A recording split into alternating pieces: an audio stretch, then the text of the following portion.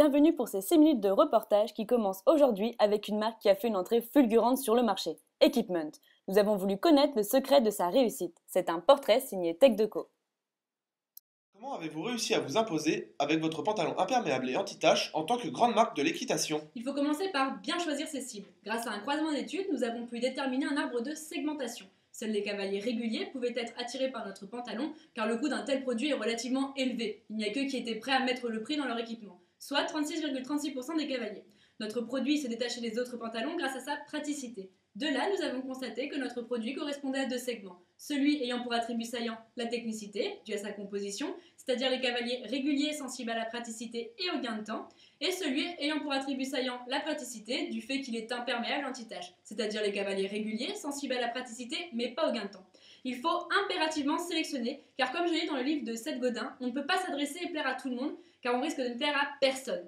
Ensuite, il a fallu déterminer nos objectifs marketing. Comment vous y êtes prise? Notre phase de lancement s'est étalée sur 3 ans. C'était le temps qu'il fallait pour équilibrer notre budget et atteindre nos objectifs. Ensuite, nous avons étudié la concurrence, et notamment la marque CSO qui proposait des pantalons haut de gamme pour cavaliers réguliers. En 3 ans, ils ont réussi à atteindre 3,6% de ce marché, soit 33 336 cavaliers.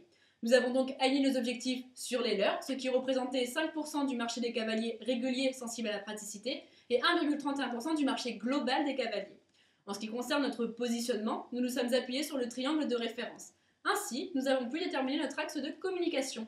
Pour les passionnés de l'équitation, Equipment propose un pantalon d'équitation qui allie performance et praticité. Quel est votre type de politique? Nous avons une politique pool. En interrogeant des experts et des consommateurs, on s'est rendu compte que la communication et la marque avaient un rôle déterminant dans l'esprit du consommateur. En effet, ils se rappellent des publicités qu'ils voient ou se réfèrent aux grands champions pour choisir leur matériel. Nous avons donc mis un point important sur la communication. Et à propos du produit? Nous avons distingué les 3 niveaux de produits, à savoir le produit tangible, matière du pantalon, doté de nanotechnologie, qui permet son effet anti-tache et son imperméabilité, le produit global, caractéristique du pantalon, aide vendeur, SAV, et le produit générique, praticité et gain de temps. Le cavalier appréciera de pouvoir monter par tous les temps sans se soucier de se salir. Nous le proposons sans conditionnement car c'est un pantalon. Pouvez-vous nous expliquer la stratégie de votre marque? On s'est rendu compte qu'il fallait un nom significatif. Equipment est une contraction des mots équitation et équipement qui représentent les produits que vend l'entreprise. Il faut savoir que nous utilisons une stratégie de marque gamme. Nous proposons un assortiment sous une seule marque.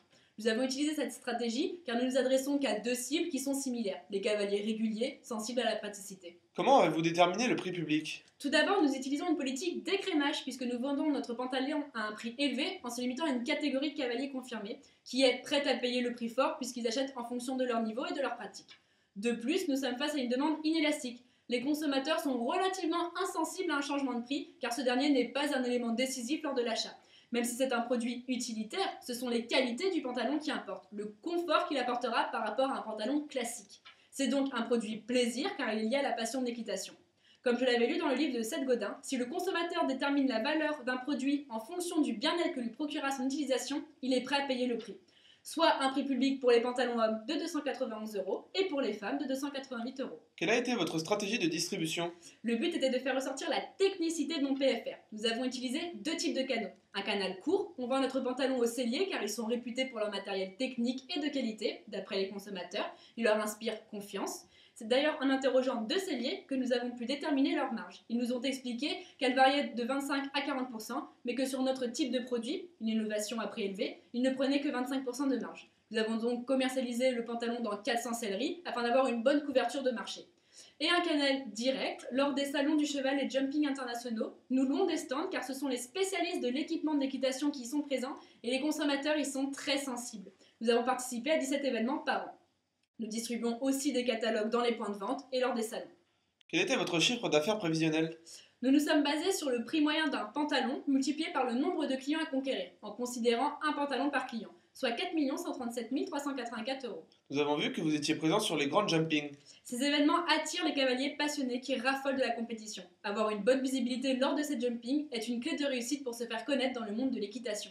Nous avons également décidé d'apparaître dans la presse spécialisée, de sponsoriser 2 grands cavaliers mondiaux, Michel Robert et Michael Whittaker, et bien sûr de créer un site internet. Comment avez-vous établi votre budget? Comme vous pouvez le voir, nous avons réparti notre chiffre d'affaires sur les 3 années. La première année, nous avons estimé faire 20% du chiffre d'affaires total, puis la deuxième année 35%, et enfin la troisième année 45%, puisque notre notoriété ira croissante.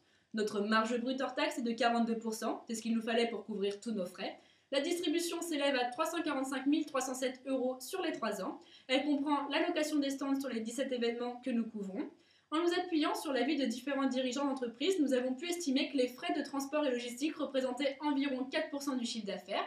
Le coût des catalogues s'élève à 24 000 € la première année, puis nous avons réduit le budget les années suivantes. Pour le budget de communication, qui est de 935 596 € au total, il comprend toute la communication effectuée sur les 17 salons et jumping, le budget de la presse magazine, le sponsoring et les frais liés au site internet.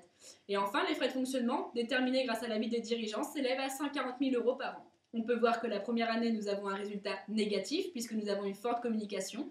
Ce résultat devient positif par la suite, nous gagnons en rentabilité.